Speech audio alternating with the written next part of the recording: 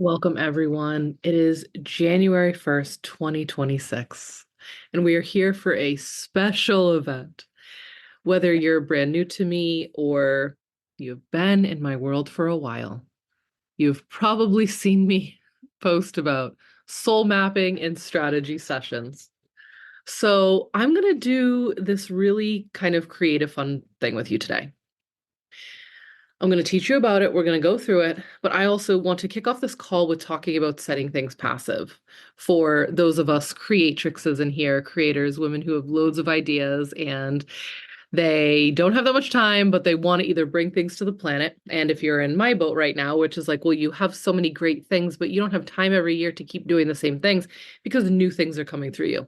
I am your girl. I am your coach. I am your guide. I feel you. So I thought, what not better of a way to literally demonstrate this to my audience, to my school. I'm recording this for the podcast. I'm recording this for my YouTube channel right now. I'm recording this for my students in Daydream Business School because it is going to be a demonstration of how we take something that means so much, that is so powerful, that it has helped so many people, that has meant so much for your work and your business and your life and your vibe and your communities and right. And what do you do with it when you like don't maybe quote unquote have time for it? Right? Am I alone there or do we feel me, right? So here's where we're doing this. The subject is in this annual envisioning event that I'd put on, from greenhouses in Massachusetts to digital recordings in my school and during the COVID era, right to now. Now it's actually going to be published in my book. I am about to hand in a fourth draft manuscript that's already at like 90,000 words. And what I'm going to be teaching you about today, the soul mapping and strategy session, is so significant and so much a part of my work and has helped so many women over the years that it had to be in the book. It had to be in the book. So when I came to January again, I was like, oh my God, am I doing this? Am I putting on an event? I used to charge, like literally charge seats to the show. Whether we were in person, you do this line. I would do this live. People could pay to sign up, or if you were in my school, you got access to it. It was this usually like 2-hour event, and I've done it every year for like years. I don't even know if I've taken a year off since I started doing it. And I came to the realization of like, what am I going to do this year? I do not have the time or bandwidth or energy right now to put on a 2-hour event to market it for the last 3 weeks of the year. You know how it goes. So I decided this. How about I read it to you guys from the book, and we'll see how long it takes. We'll see how it sounds. Again, this is fourth draft edition. This now, after like by the weekend, I'll be finished with the last few chapters and it goes to my editor and she will work through it. Yay, here comes some more people. Let me just let people in. I let the women in my business school come to this live recording as they get access to me and all I do throughout the year. So I'm going to read it to you from the book. And I may break the book, like break through the sentence and talk to you or throw in a little extra vibes because I'm a talker baby. I'm a teacher, I'm a talker, and I can't stop myself. But I thought, what a cool way to demonstrate how to take this and set it passive. So what I mean by that, let me explain that a little bit more, is that I really love to help and teach women to not have to necessarily repeat themselves over and over again. Or if they have moved on from a body of work, what to do with it, where to put it, how to address it, where to place it, if you are being called to other things. I am a master at this. And when I say master, I will also say that I really, I move through my creations, but I've had to mature through moving through my creations as I've aged and as my work has aged. Before, when I was over something, it would be very much like even in my adolescent years, it would be like I'd burn it to the ground. And I've learned over the years, like I don't have to burn things to the ground. If it's not meant to be, it's not meant to be, and you can set it down and walk away from it. But I don't need to burn things to the ground anymore. Um, hey, some things deserve a dumpster fire, right? But usually the dumpster fire moments are coming from burnout. or they're coming when you've lost the eros, the connection, the spiritual connection, or when you've lost the creative forces and energy. My teacher calls it when you've lost the erotic to something. It's when you really want to dumpster fire it. So what I did here and how I've been maturing into this, setting things passive, is that it's now in a book. It's in a book that is going to go to thousands of hearts and eyes and ears and souls around the world. I love this. I have respect for this. There is reverence for this. But I don't need to be doing it live every January anymore. Hey, maybe it will be, maybe it won't be. But this year, I'm going to have some creative fun. And my word for the year is 2 words, LOL. It is, I think I've been landing and playing with sacred play. I really want some sacred play. Last year, my word was potency, and I wrote a post about all that I did last year just a few days ago. So go check that out. Good Lord, that was quite the word. I did not choose that word, it chose me. But this year I can feel in that 1 year and what I'm doing, like I just coming off of the 9 cycle and coming into the 1 and what's happening and how big this book is going to be and all of the projects and stages and engagements and invitations and certifications and like, oh, like there's I already got my new notebook for the podcasters. I'm sorry, I'm showing them my new notebook. And I already wrote out, want me to just show you? Because I know you're all here for Jayme Grace story time. My 2026 goals and aspirations, baby, already fucking written out, 5, 6 pages in, and that'll be what a quick look at the year looks like. I sat down and did this with my kids screaming about their freaking putty, or what are they playing with? Oh, slime. God, who the fuck invented slime? I can't. We had to like cut it out of my daughter's hair last night. Anyway, I digress. This year feels really potent and really powerful. So let's move into the soul mapping bit a bit more. This year feels really big for a lot of people. I am really sensing that a lot of people will be waking up energetically, spiritually, and consciously this year. I think this is going to be a huge rise in leadership this year. For those of us that have been on the ground and in the muck and in the healing and upgrading and facing, and I don't know what we've been doing, y'all, but we've been doing it.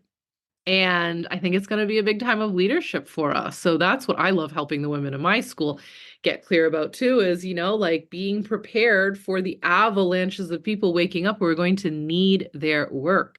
And that is a huge mission for what I'm here for. And we have been working, we have been designing, we have been diddling away. Jen says, yes, planning on transitioning out of my job. Yeah, big year for people. Big year. So a lot of awakening happening and healing happening, and a lot of those transitions happening, a lot of leadership happening, and more. We're hearing it from psychics and mediums and channelers around the world. And I fucking love hearing this stuff. Feel into what you're feeling, take it or leave it, but I feel like a big year is happening. The next decade is going to be wild, to be completely honest, but let's just stay in this year. I'm recording this in 2026. So I just had a client session earlier too, and it was just profound to see as we're looking at her year and her quarter and then her month of like what wanted to come through. And these creations that are already here, this is what I teach about, this is what the book's about. These creations already have their own frequency, their own blueprint, their own transmission, and what they're here to do. And they're looking for the best people who will make them and create them on the planet. Right? So in this soul mapping, where it's a 2-part system.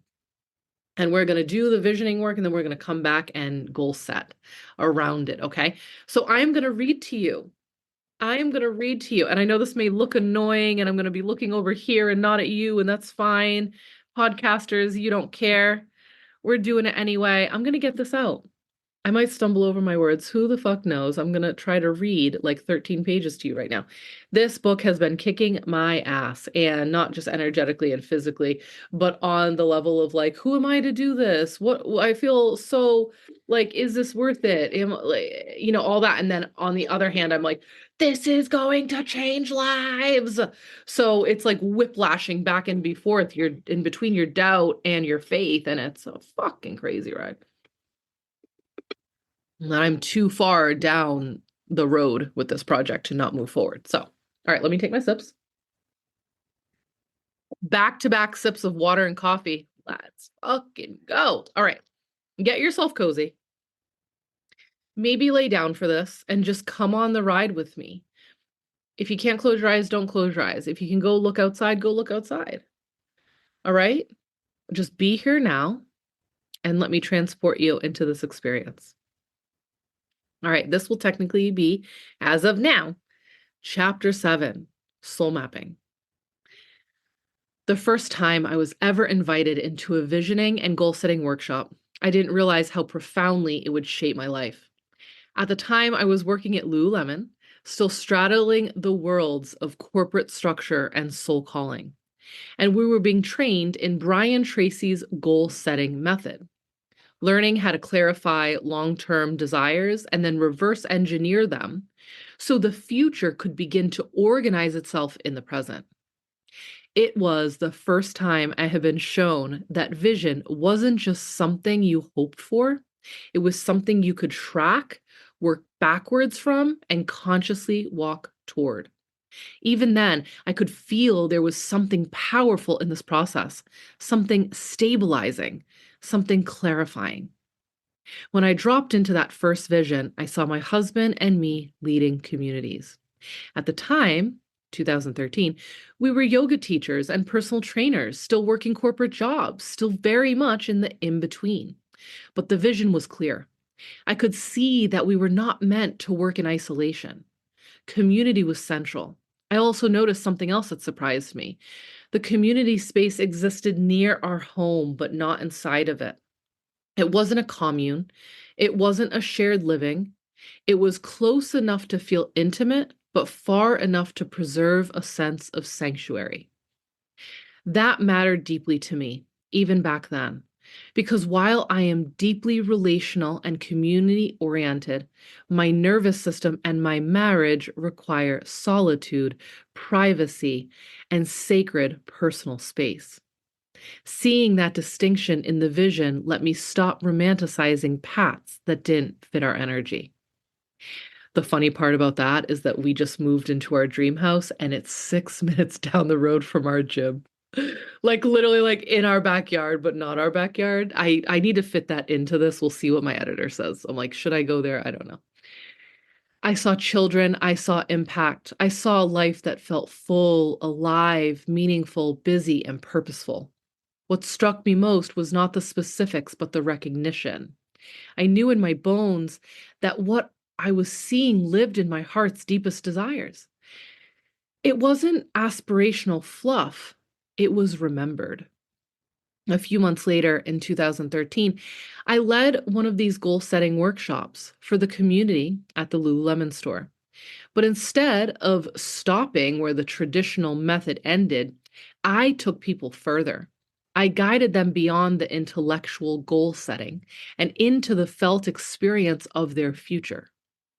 I dropped them into a single ordinary day in their lives 10 years out, into a timeline that existed in the fields of potential, held within their soul blueprint, their purpose, their divine architecture. The response was immediate and profound. People didn't just think about their future, they recognized themselves in it. That was the moment I realized how deep my work actually went. I saw my magic clearly. I understood my potency. I knew that my gift wasn't just strategy, nor was it just spirituality. It was the ability to bring people into contact with what was already waiting for them, and then help them build a grounded map to get there. From that point on, I began leading these experiences yearly, blending deep future timeline visioning with Brian Tracy's reverse engineering structure. Vision without structure floats. Structure without vision suffocates. Together, they become the path. As I move forward, launching our gym, stepping into coaching, leading retreats and events, I continued this work in physical spaces. For several years, I hosted these soul mapping strategy sessions every January at Briggs Nursery in Massachusetts.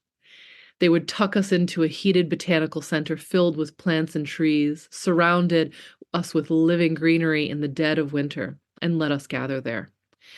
Women would pile in to sit together during the ceremony. We would envision, we would map, we would anchor in the future. During the COVID years, these sessions moved online, but the potency never left. Again and again, women saw what was possible for them and then walked away with a real plan for how to move toward it. I did this work for myself every year too. Over time, I began to see something clear. An office in the future, shelves lined with my books. I saw covers, colors, vibes. I saw myself writing again and again. This mattered because I have wanted to write books since I was little. People have always told me I should.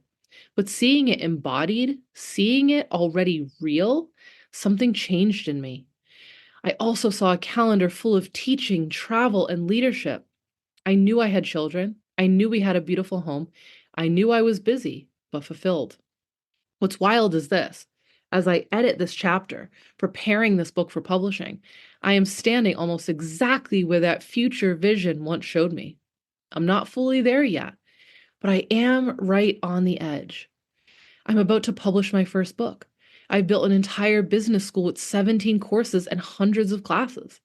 I've worked with women from around the world. My work is alive. And the reason I stayed the course through grief, loss, chaos, global upheaval, and personal transformation is that I had a map. The act of soul mapping anchored me when the world felt unstable. They reminded me of who I was becoming when it would have been easier to forget. And that is why we are here now. I can't make it through this book without crying. I'm like, this moves me so much. Oh, I just wrote a post about that. Okay, let me keep going. After everything you've explored in chapter 1 through 6 so far, your soul purpose, your expertise, your energy, your channel, the spirit of your business, the ideas that want to be born through you, it's time to widen the lens.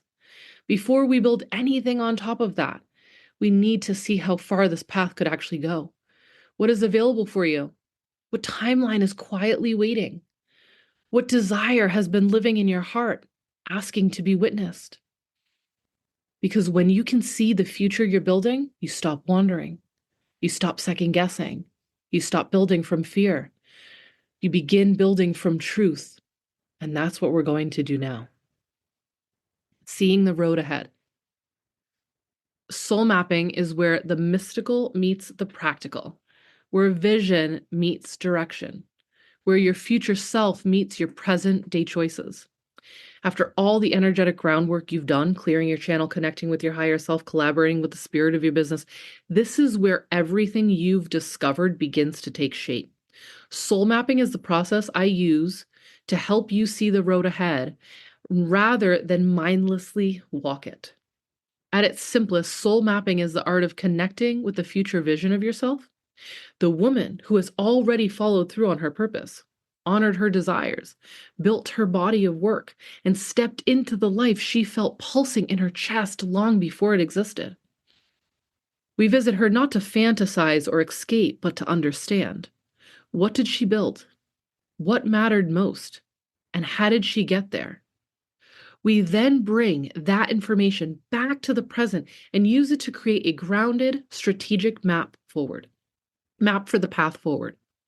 I've been guiding people through this practice since 2013, and the results still astonish me.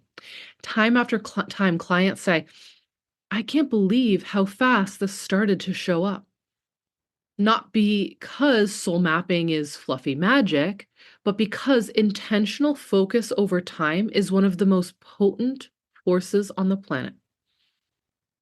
When you combine vision, energy, strategy, and daily alignment, things move quickly.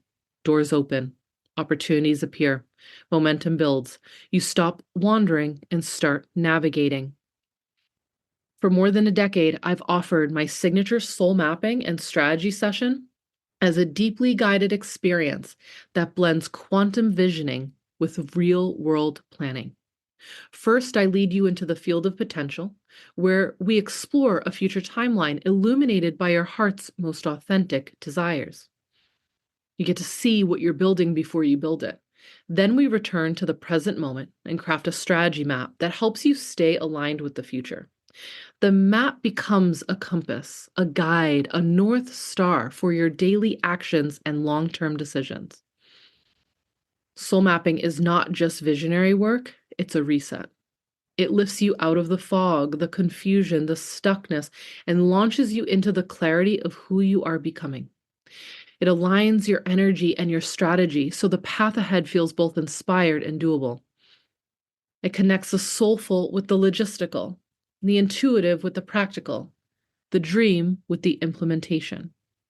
And perhaps most importantly, it reminds you that your future is not random. It is shaped by your intention, it is fueled by your devotion, and activated the moment you choose to walk toward it.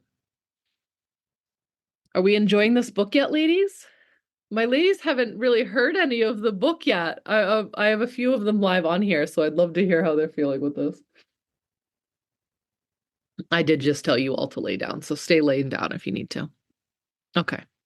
Steph said, yes, I love it. Jen said, I love it. So fucking good, right? Getting to here, though, was a long 2.5 journey. Okay. Common blocks that arise during soul mapping. No matter how intuitive, spiritually connected, disciplined, or self-aware you are, almost everyone encounters resistance the first time they sit down to map out their future. This resistance is not a sign that something is wrong or that you're failing at the process. In fact, it's often the most ambiguous. Fuck, I gotta work on that word. I need a different word. Ambiguous. See, I can't. Indication that you're doing it right. Soul mapping stretches you beyond the identity you've already lived. It asks your nervous system to touch possibility, to hold expansion, and to relate to a future that hasn't yet become familiar. This alone can feel destabilizing at first. One of the most common experiences people report is, I can't see anything. This can feel discouraging, especially if you consider yourself intuitive or imaginative. But this block has very little to do with your ability to receive guidance and everything to do with where you've been trained to live internally. Most people spend decades operating almost exclusively from the mind, planning, analyzing, reacting, and rarely giving the heart, the body, or the intuitive field space to speak. When you finally do invite those deeper layers forward, they don't arrive with cinematic clarity. Often what comes first is a feeling, a tone, a subtle sense of expansion, a color, a knowing, or a whisper. Many people do receive, saying my speaker's not working properly. It better be working properly. Many people do receive something, but dismiss it because it doesn't look dramatic enough. Soul mapping isn't about fantasy or forced visualization. It's about frequency. And frequency often speaks softly before it speaks loudly. Another standard block is the feeling that what you're seeing is too big, too ambitious, or completely unrealistic. The reaction is natural. You've been introduced to a version of yourself who has lived 10 more years of growth, healing, experience, and self-trust that your current self has. Of course, that version feels very unfamiliar. Of course, it stretches you. But feeling stretched doesn't mean you're imagining something false. It usually means you're brushing up against something true. When a vision feels expansive, it's often because it exists beyond the inherited limitations you've absorbed from family, culture, or past conditioning. Your soul does not dream in increments that feel comfortable to your fear. Closely related to this quiet, painful question many women carry, which is, what am I to do with this? This block has nothing to do with arrogance or entitlement and everything to do with old programming. Many of us were taught to shrink, to be grateful for less, to not want too much, and to avoid standing out. When a future vision asks you to take up more space and be more visible or receive more support, it can trigger deep wounds to your sense of worthiness. But your vision is not an egoic demand, it's an assignment. Desire of this magnitude do not arrive randomly. If a vision is coming through you, it's because there is something in your frequency that matches it. Your desires are directional. They point you toward the work your soul came here to express. For others, especially caregivers, mothers, daughters of struggling parents, or those who have long been the emotional backbone of their families or communities, soul mapping can trigger guilt. Imagining a future that looks more spacious, more fulfilled, or more resourced than your present life can feel selfish or disloyal. You might worry that wanting more somehow means abandoning others. But soul mapping is not about leaving people behind. It's about expanding your capacity so deeply that everyone around you benefits. A woman who is aligned, resourced, and expressed does not take from her ecosystem. She nourishes it. Your growth is not a betrayal, it's a contribution. Another standard block that shows up as fear of being is the another standard block shows up as fear of being wrong. What if you choose the wrong path? What if you waste time? What if you misinterpret the vision and somehow derail your destiny? This fear assumes that soul mapping is a rigid contract, when in reality, it's a living compass. You cannot get this wrong. You are not locking yourself into a single outcome of closing off other possibilities. You are simply orienting toward the highest available expression of your current self. As you evolve, your map evolves with you. Soul mapping guides, it does not confine. Overwhelm is another typical response, especially when people try to map out their entire 10 years lived at once. When the mind attempts to collapse a decade of growth into a single moment, it panics. But soul mapping does not ask you to execute the whole vision today. It only asks you to stay in relationship with the next aligned step, the next conversation, the next decision, the next 12 weeks of focused devotion. The universe does not require instant mastery, it responds to participation. Some people struggle to access their vision not because it isn't there, but because their inner field is too noisy. Excessive scrolling, constant external input, other people's opinions, and unprocessed stress can clutter the channel.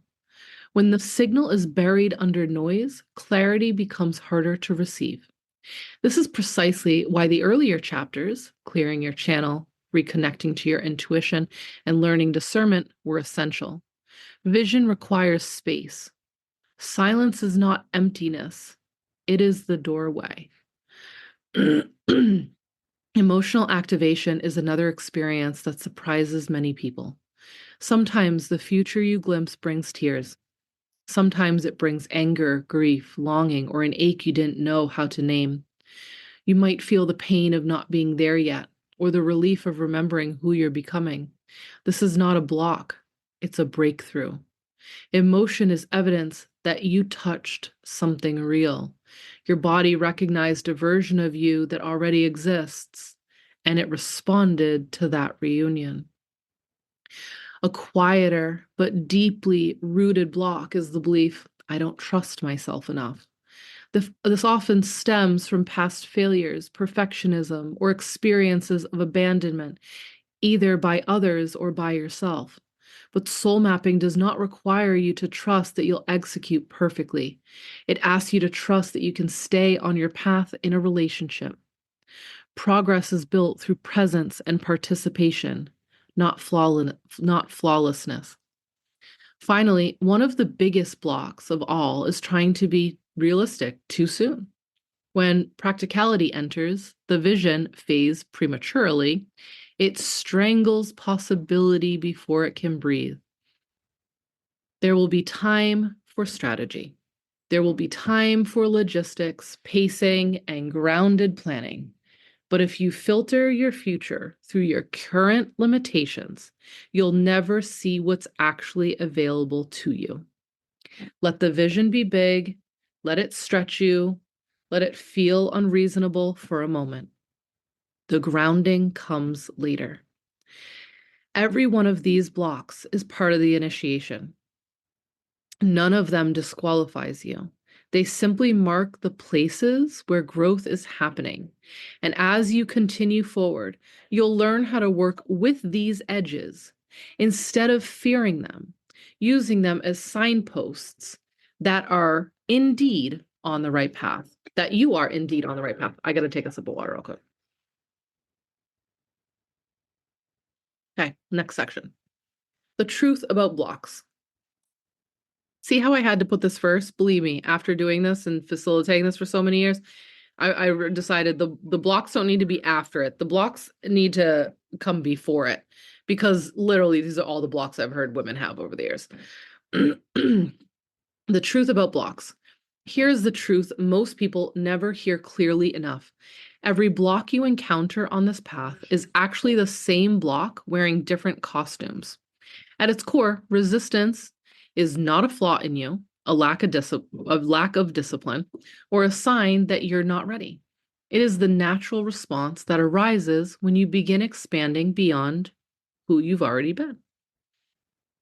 Your body, your nervous system, and your subconscious have learned how to survive as the version of you that exists today, even if that version feels constricted, underexpressed, or misaligned.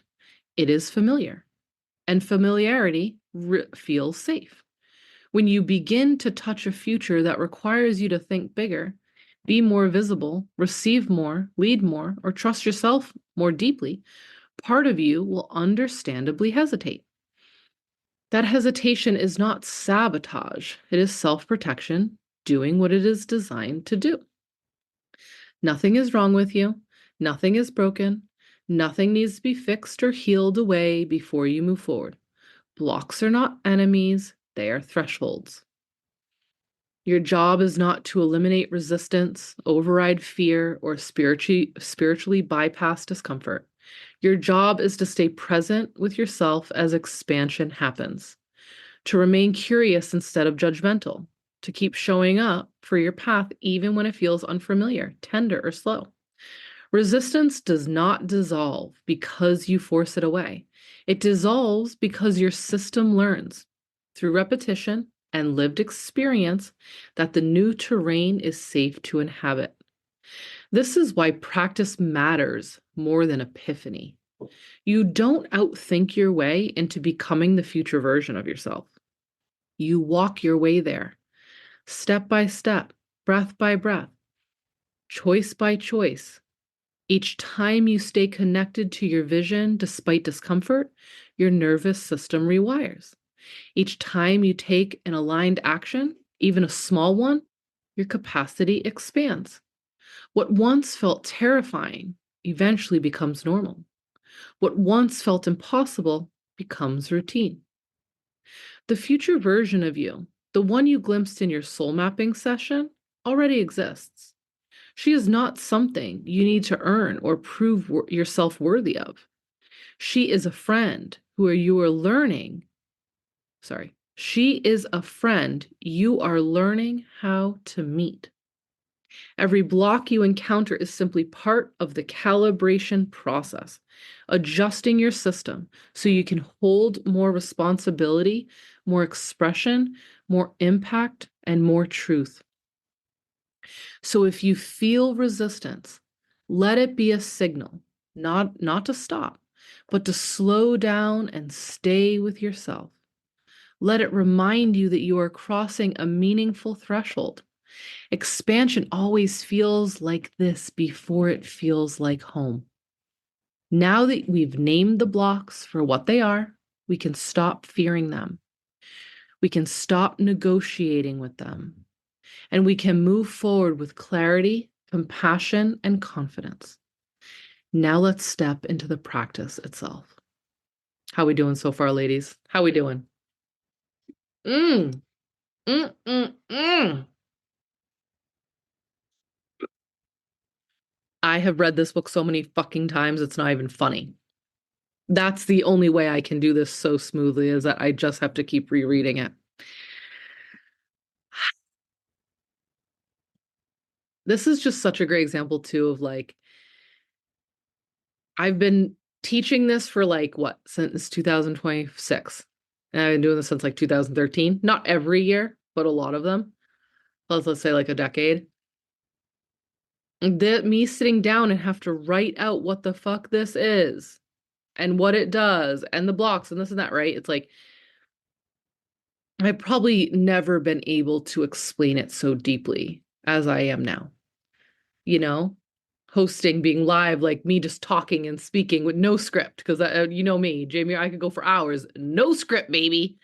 Not even a breath, not even a freaking sip of water, right? So to really sit down and put your processes on paper is quite the experience. Okay. So now we're going to go into part 1, soul mapping, all right? This one you probably will want to like meditate for, lay down for, listen to this, okay?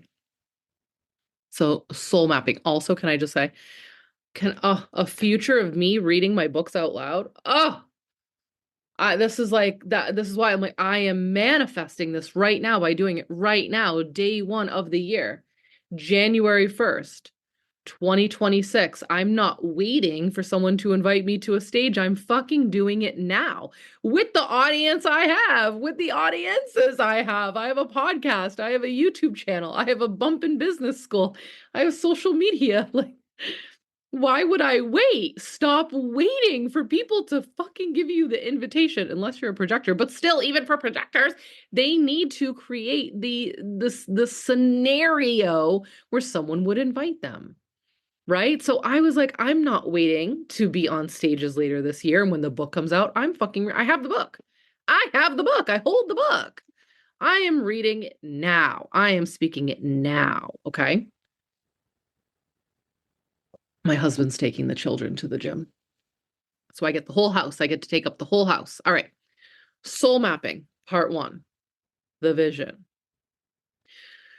Soul mapping begins with permission.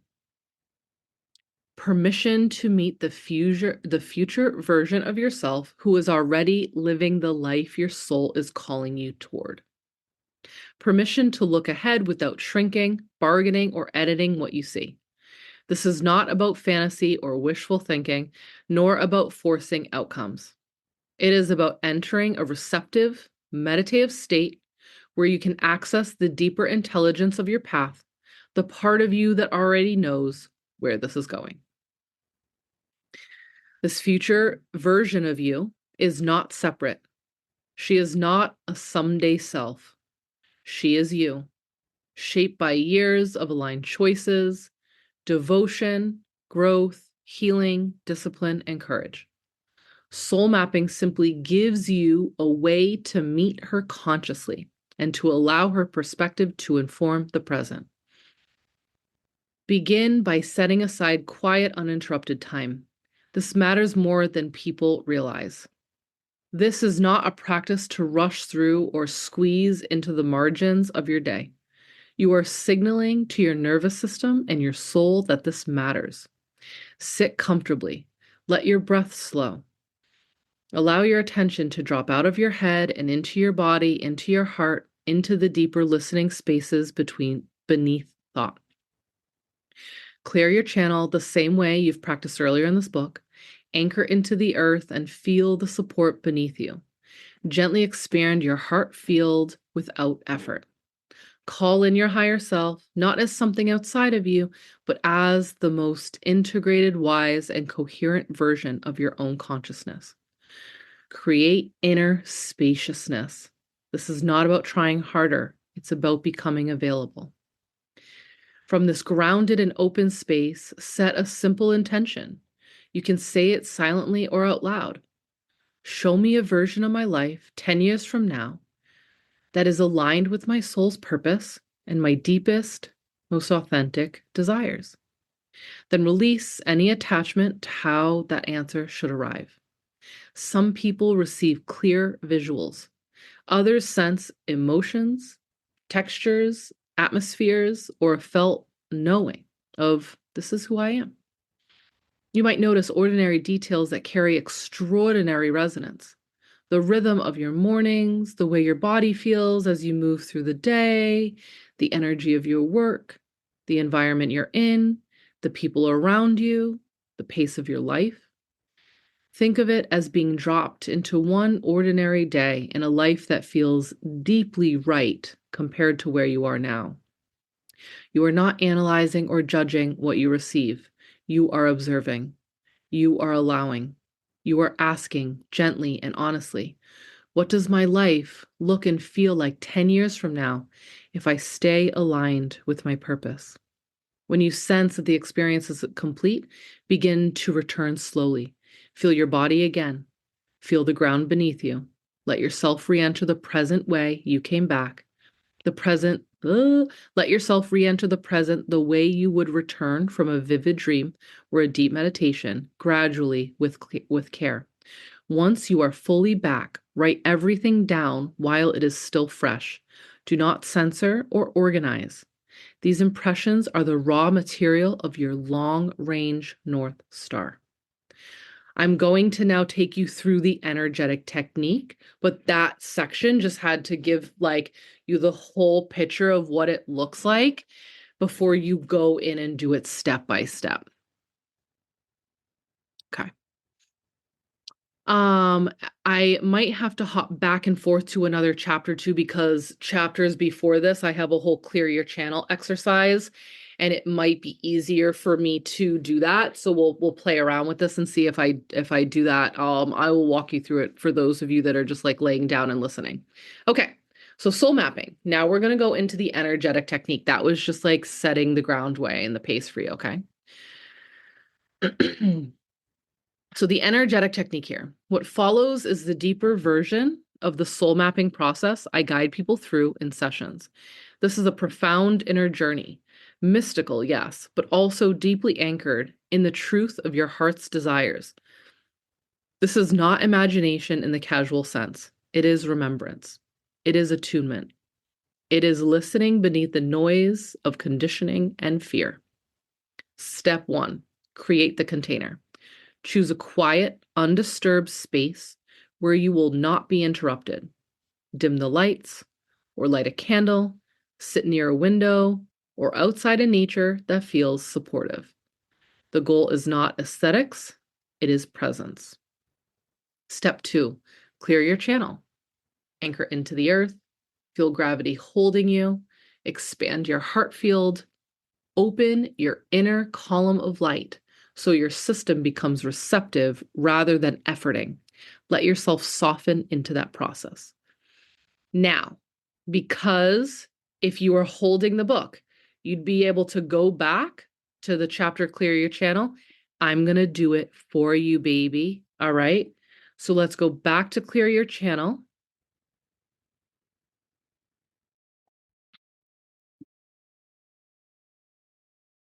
I'm just waiting for it to pop up. And I'm going to walk you through clearing your channel, okay?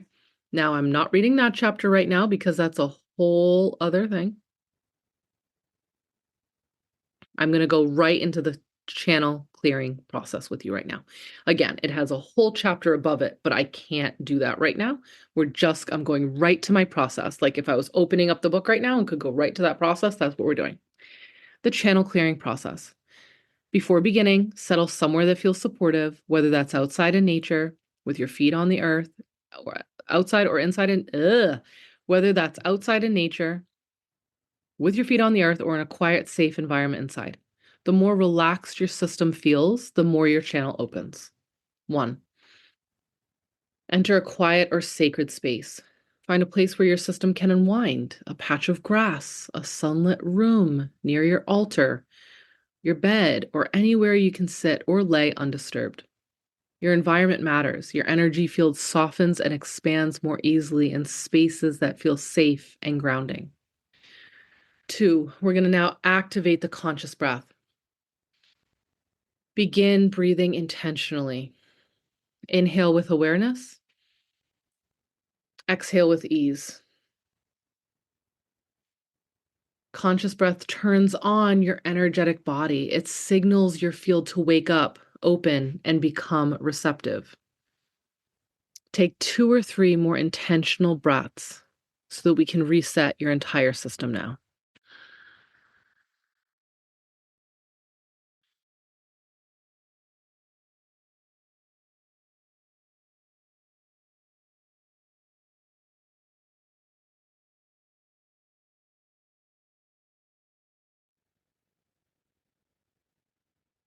Three, drop into your heart center.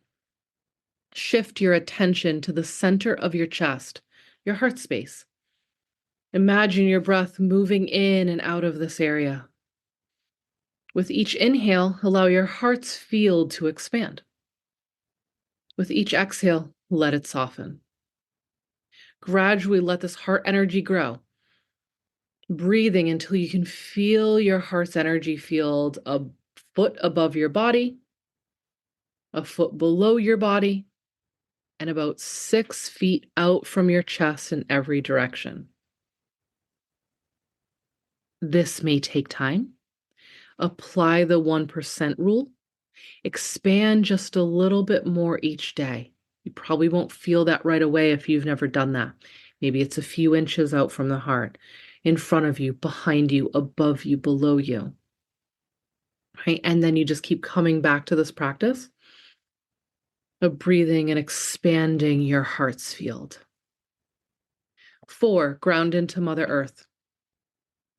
Once your heart field is engaged, imagine a golden thread of light, your personal etheric cord, dropping down from your heart center, past your legs and into the earth.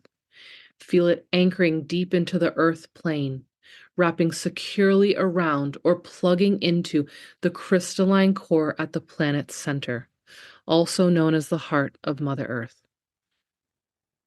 Grounding isn't visualization, it's sensation, a drop, a settling, a remembering of where you came from. 5, draw up earth energy. From this anchored place, breathe up the stabilizing, cleansing, nourishing energy of the earth.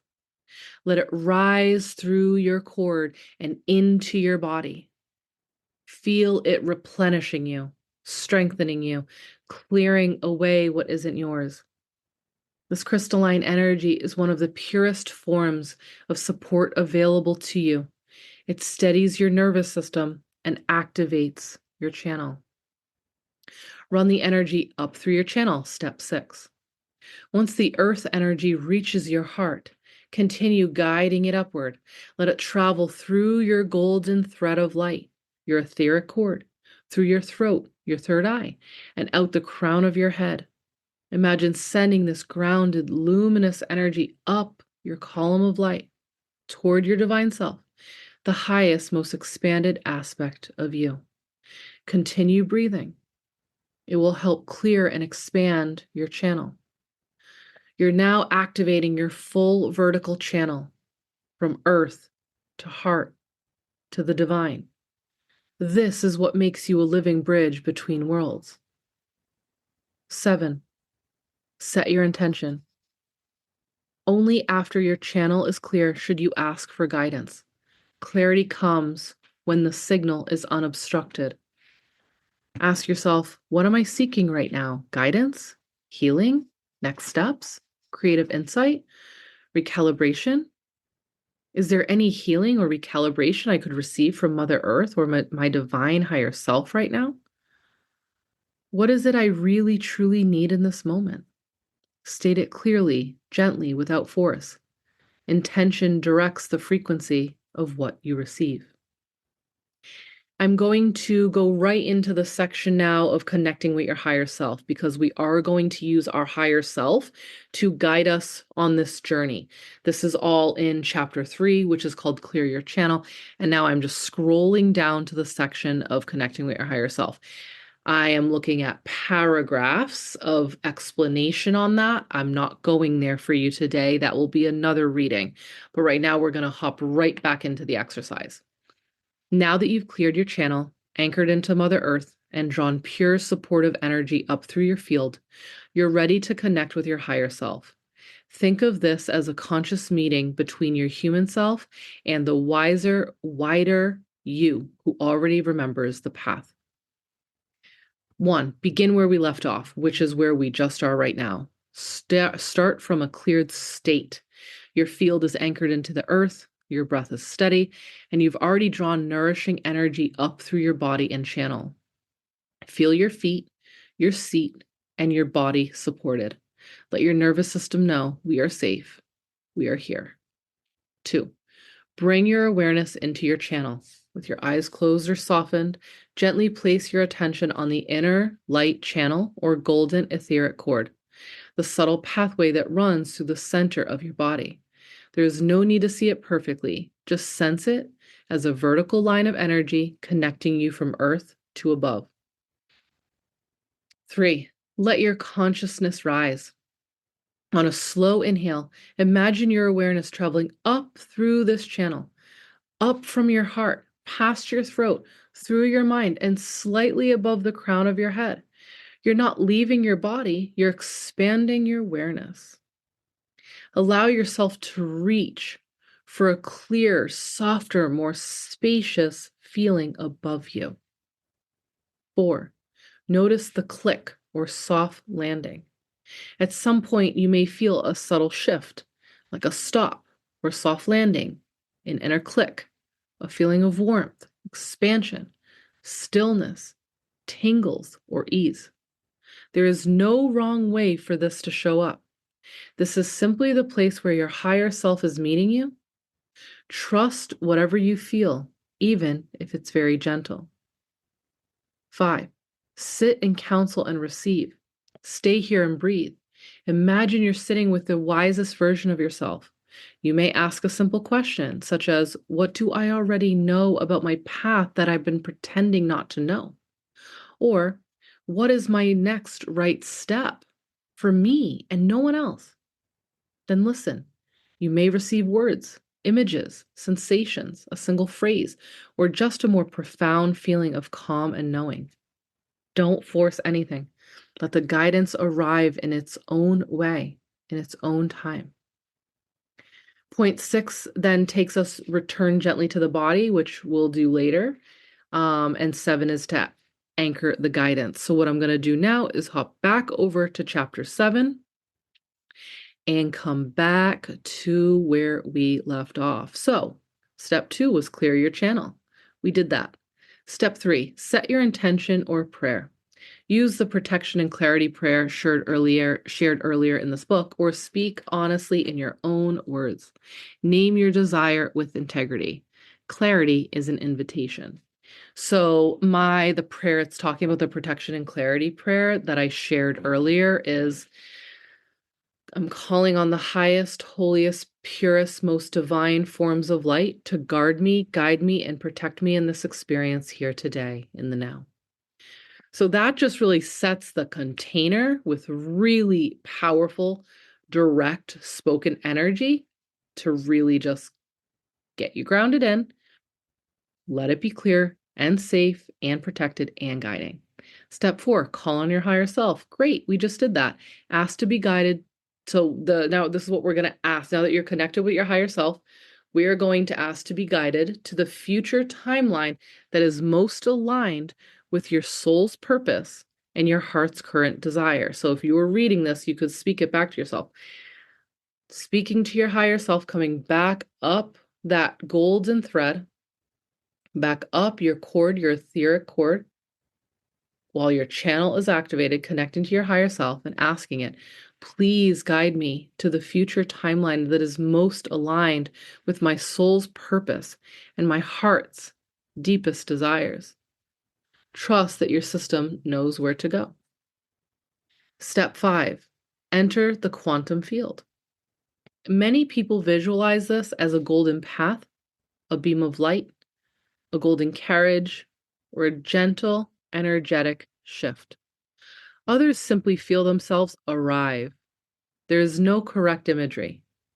Trust what comes naturally.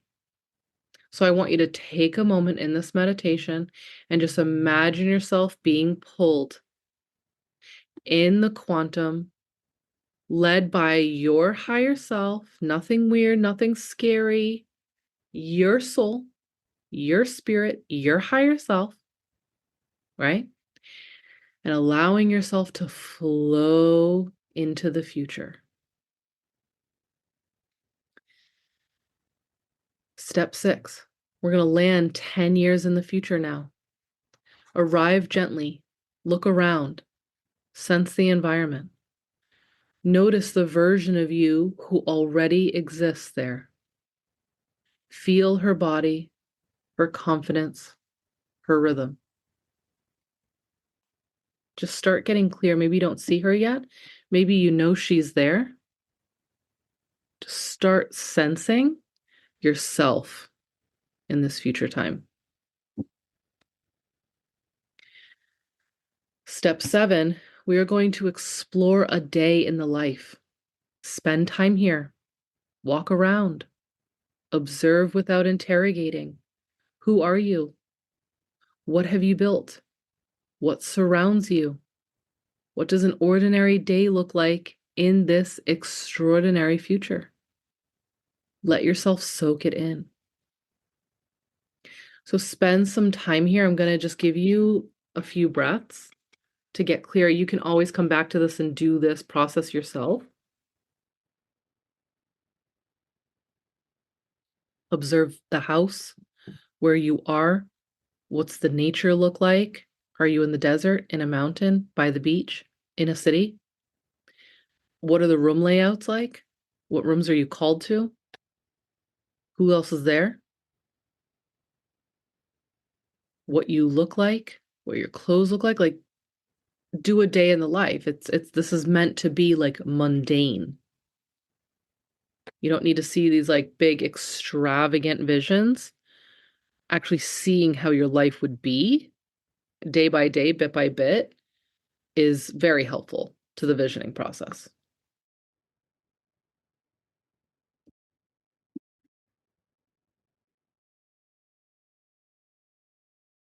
I usually invite my clients to do 10 minutes in this vision, 10 minutes in 10 years is what I call it.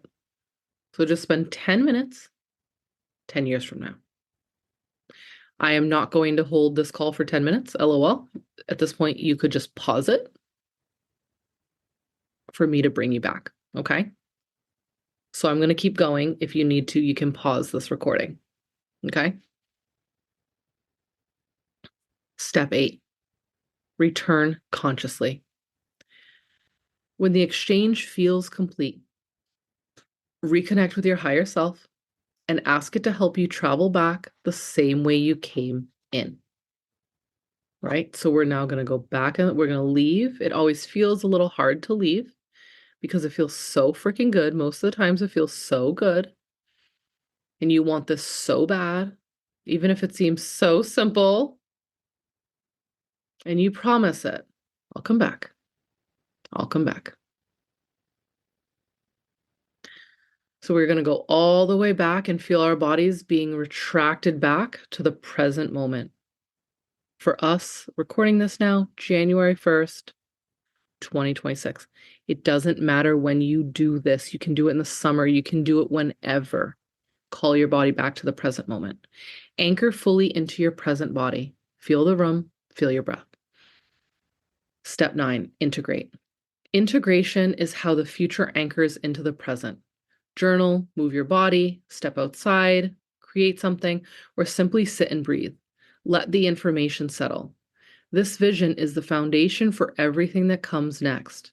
It is essential to understand that this process does not pull from fantasy or escapism. It draws from the deepest layers of your heart, often from desires that you have never spoken aloud, dreams you may have tucked away, or recurring longings you assumed were unrealistic. This is why we address the blocks before bringing you here. This is also why I encourage you not to do this practice too frequently. Once a year is enough. Every 6 months may be plenty. This is not something to obsess over or micromanage. It is a compass, not a demand. And while it may seem far-reaching to look 10 years ahead, the truth is, if your life stayed the same as it is now, you would still be on a 10-year trajectory. Soul mapping simply allows you to choose the direction of that trajectory consciously. We are not predicting the future. We are revealing potential. We are allowing your heart to show you what it already knows. From here, we will begin tracking backwards, translating what you saw into steps you can walk, decisions you can make, and structures you can build. This is how vision becomes direction. This is how purpose becomes embodied. And this is where the map begins. All right. We're going to go into section 2 now. It's just this and then a closing part, and then we're done with the chapter. I hope you are loving this so far. Okay.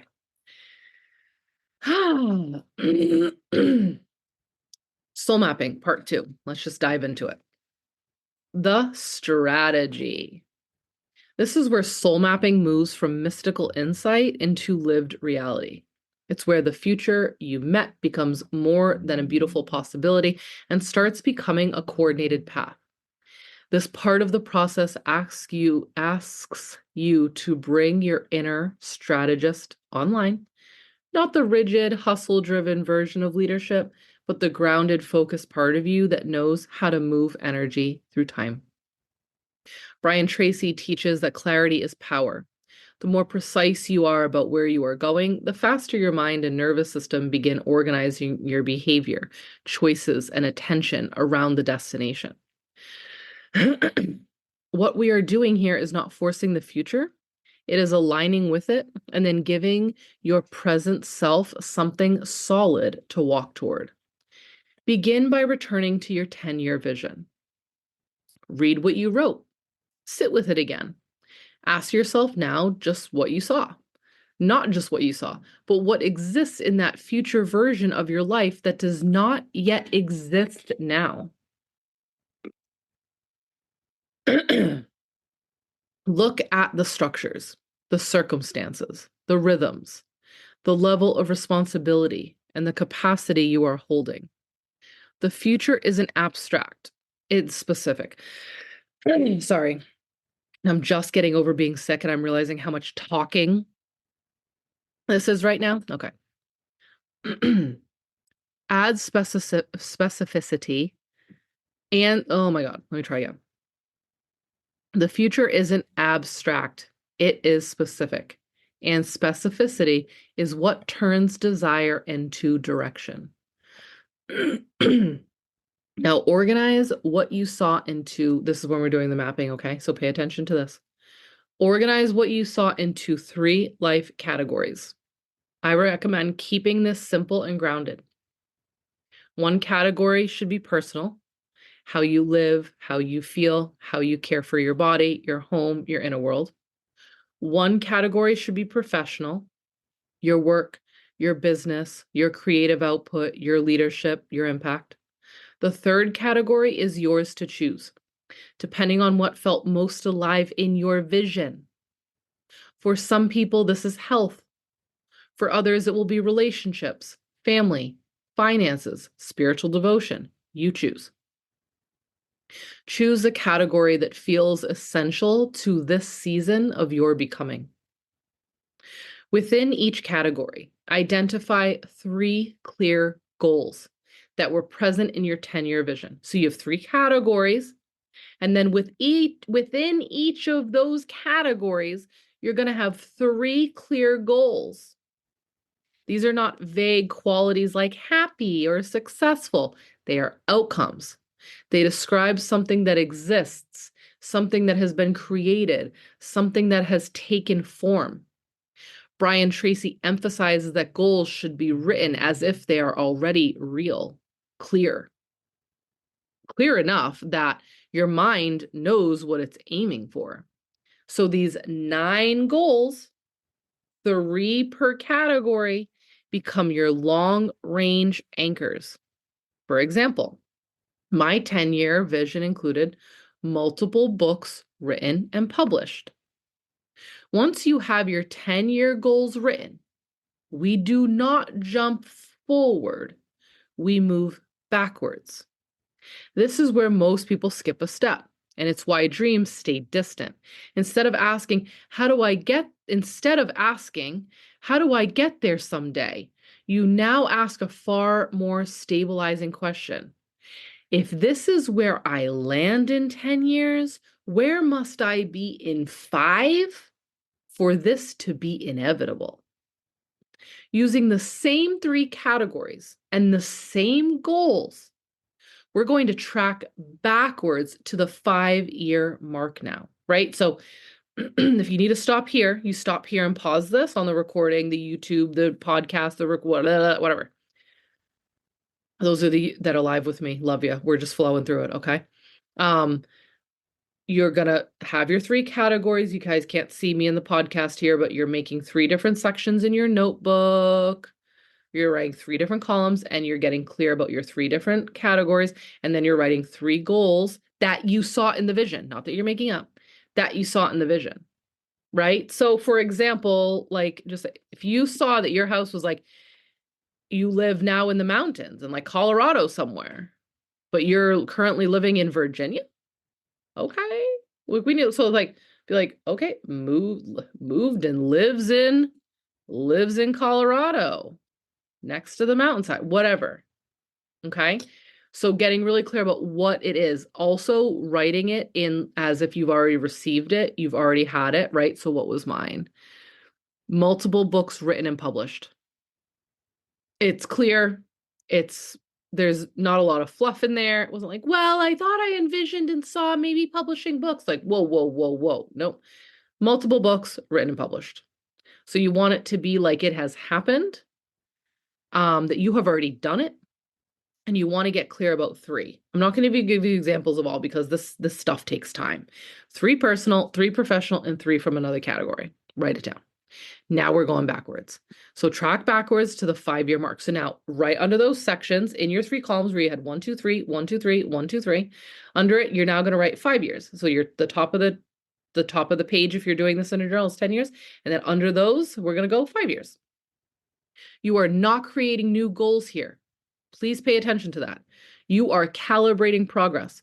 Ask yourself honestly and pragmatically, what would need to be true about your life, your work, your capacity, your systems, your income, your visibility, your inner stability 5 years from now for the 10-year vision to be on track?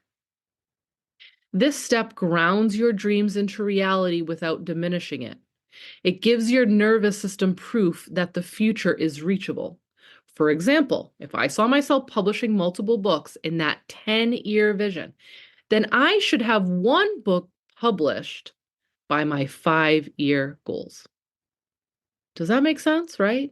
I don't need to overwhelm myself with the multiple books. It's like, well, 5 years into like, I should at least have 1 published by then. This actually happened to me. LOL. Like I'm not even just giving you some random ass example. This is my example. I'm reading the book. Like it's here. Okay.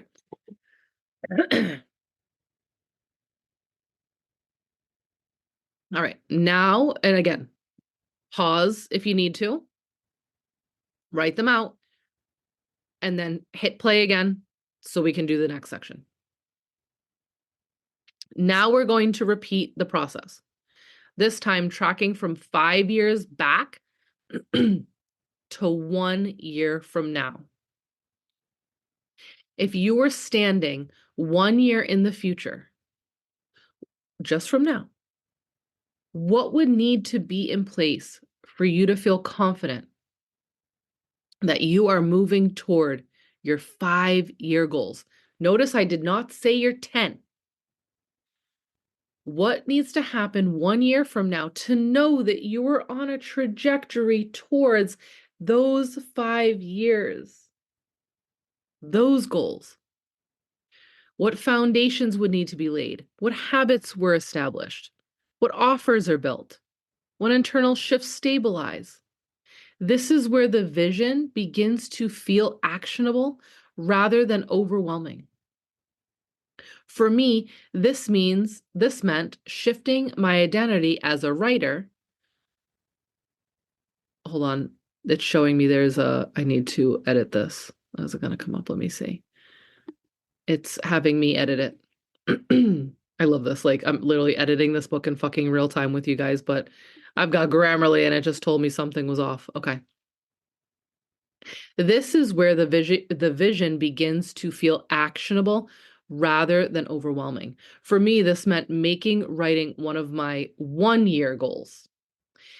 I focused on my writing, and that may sound simple. You might be like, oh, cool. So you started writing? I've always been a writer, but here's what shifted. I focused on my writing across all platforms, becoming known for my transformative words and for anchoring my authority and expertise in the subjects I wanted to become known for: soul purpose and sacred business. Does that make sense? I, at that point years ago, realized like I'm a writer. I need to like identify as a writer. I need to keep writing. Like this is when like even though TikTok's blowing up, it doesn't mean writers can't be on TikTok. I'm not saying that. But even in the fast-paced technology world, I knew back then I'm like, oh, I need to like if I'm writing books, I need to keep my feet on the ground with writing. I need to show up in writing. So I've always still had, even when people are just posting reels and videos, I still write. I've written through all of this explosion of technology. I want to become known as a writer, and people have told me over the years because of this, like, wow, from your writing has saved me to your writing inspires me on a regular basis. I always read everything you put out, right? To people being on my newsletter list. So that was the 1-year shift I could make years ago, was to like really just like accept it, anchor it in that like identity, but also the act of it, to keep writing. It's very different from people who are like, oh, I'm saying I'm going to write, and then they never write, or they want to write a book, but then they're never, ever, ever showing up and writing. And I'm not trying to talk shit about anyone. This is a reality. This is a reality. And notice that with yours, right? With these goals that you have, like, are you by 1 year gonna start like embodying the behavior, the personality, the person, the the routines of the person you see now that you're becoming? Okay, we're almost done here. At this point, something important happens. You realize you are no longer holding 10 years in your hands. You have 1-year goals now. Brian Tracy teaches that success is not about massive leaps. It's about focused, consistent movement toward clearly defined objectives. So now we narrow again. Looking at only your 1-year goals, ask yourself one final liberating question. What can I realistically move forward in the next 12 weeks that will meaningfully support these goals? So now we go from 1 year, just quickly back to 12 weeks. I don't even think Brian Tracy does this in his thing. I can't remember. I can't remember. I think it's 90-day goals. Oh yeah, 12 weeks, 90 days. So okay, maybe it's still Brian Tracy. Sorry, guy. This is where overwhelm dissolves. Also, I learned this because we had to do this at Lululemon. This was like they have all of their employees do that, and I thought it was one of the most brilliant things I ever got to learn, like in corporate, was that, and they didn't care about your goals in the business. They wanted you to get clear about your life goals and where you saw things going. It was a very inspiring position. This is where overwhelm dissolves. All right, 12 weeks is short enough for your body to commit and long enough for real momentum to build. Instead of trying to change your whole life, you are simply choosing where to place your energy for the next season. You are no longer reacting, you are tracking. You are no longer drifting, you are directing. For me, this was the permission slip to write deeply and fully in a time where everything was becoming short form content. I wrote longer Facebook posts, long form emails, long ass sales pages, etc. I wrote across my social media platforms about business and about life. So much so that I had mined 100,000 words before I set out to write this book. So I went back through all of my writing over the last over a decade. That was it was 3 years ago. So 13 years of writing, I went back in mind to start to put together the bones of this book. That's how important it was for me. So looking back, it's like, this is when you do quantum leaping. It's like me seeing my future came back and helped my past to get me to the present to where I am now. That's fucking quantum work, baby, right? Perfectly said. The next line. This is how timelines collapse. This is how 10-year visions arrive in 5. This is how 5-year dreams began unfolding within a single year. Not by obsessing over the future, but by showing up for the next right step. By revitalizing your map. By staying in a relationship with your North Star. You do not need to carry the entire journey at once. You only need to stay oriented and keep walking. This is a strategy in the service of the soul. Okay, last section here, and we are done. Holding the vision, walking the path. If there is one truth I want you to carry forward from this chapter, let it be this. Clarity, when nourished by consistent attention, will change your life, not in a poetic or theoretical way, but in a tangible, undeniable, real-world way.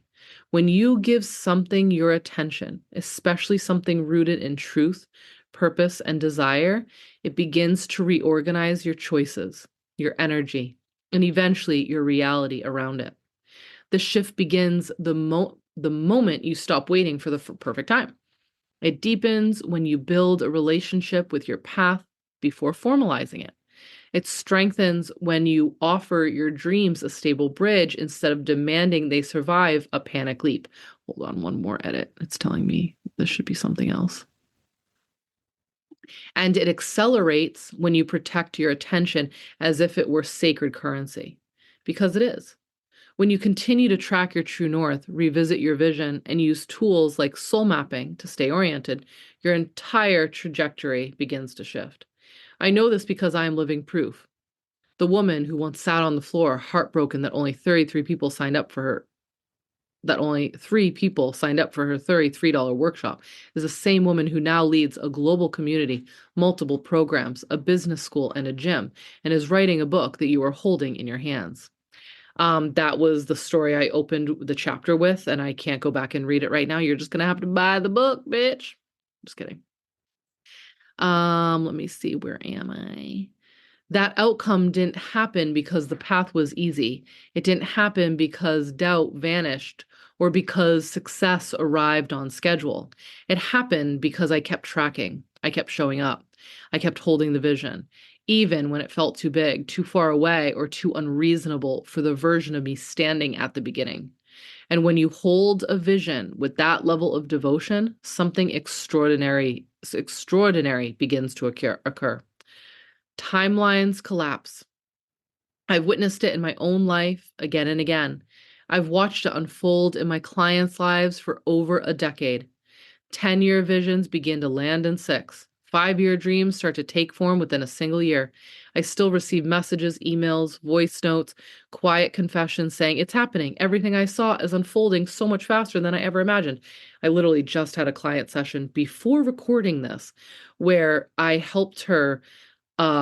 She had when we started working together, she had a 5-year goal.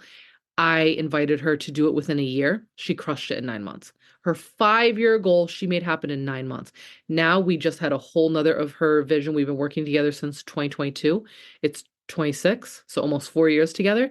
She just had a whole other vision land into her today on this call, like on the call before I'm recording this, right? Like it just keeps fucking going, baby. Like, and she shows up and she is devoted and she gets help and she has guidance and she's got a support system. She's in our school.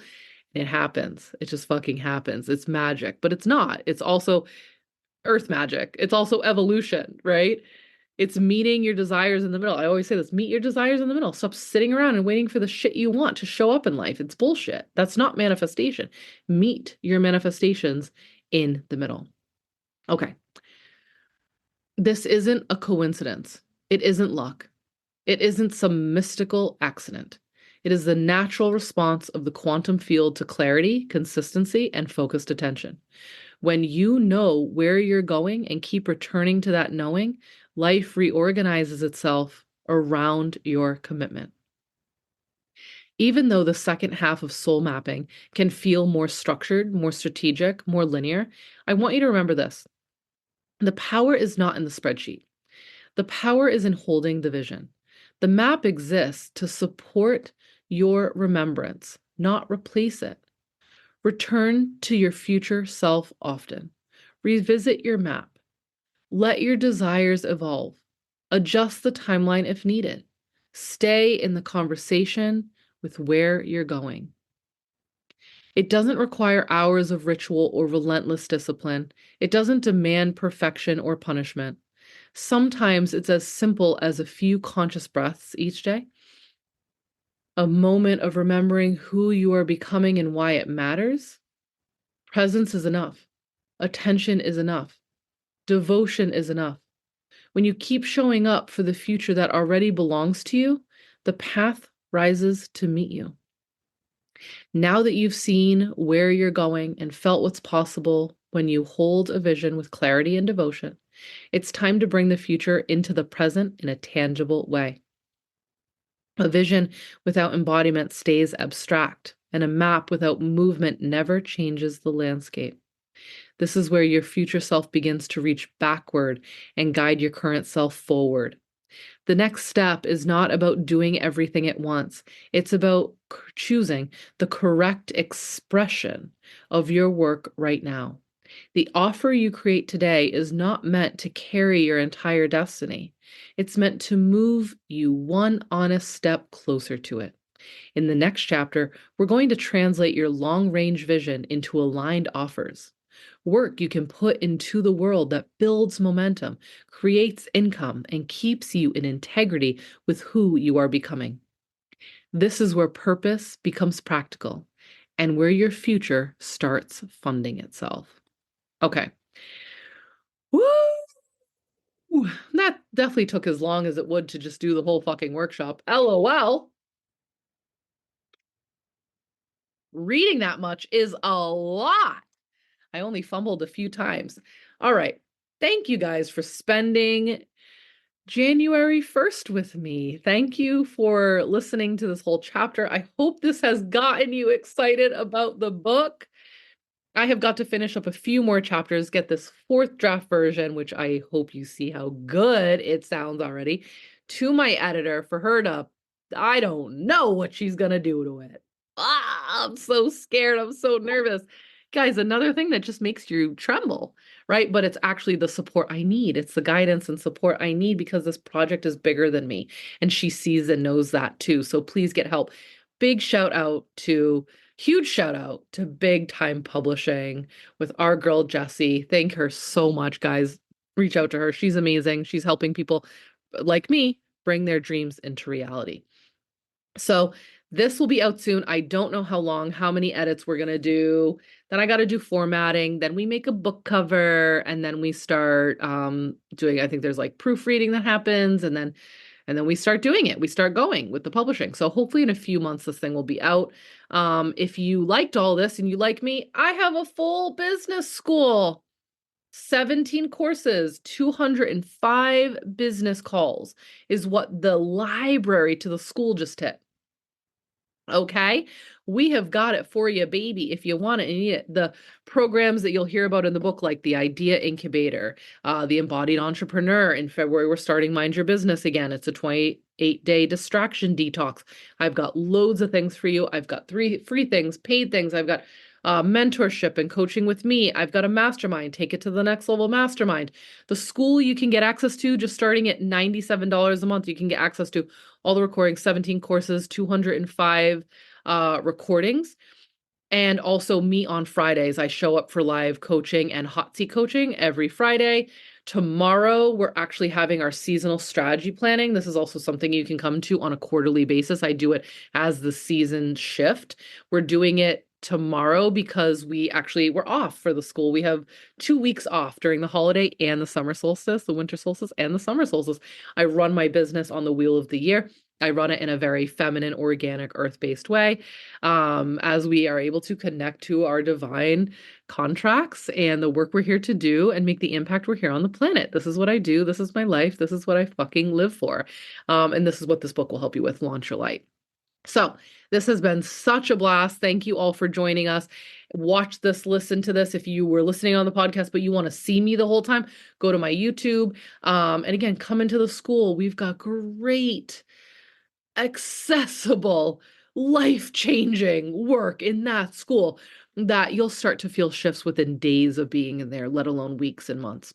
All right. Thank you so much. Happy New Year to everyone. Thank you for spending your time with me.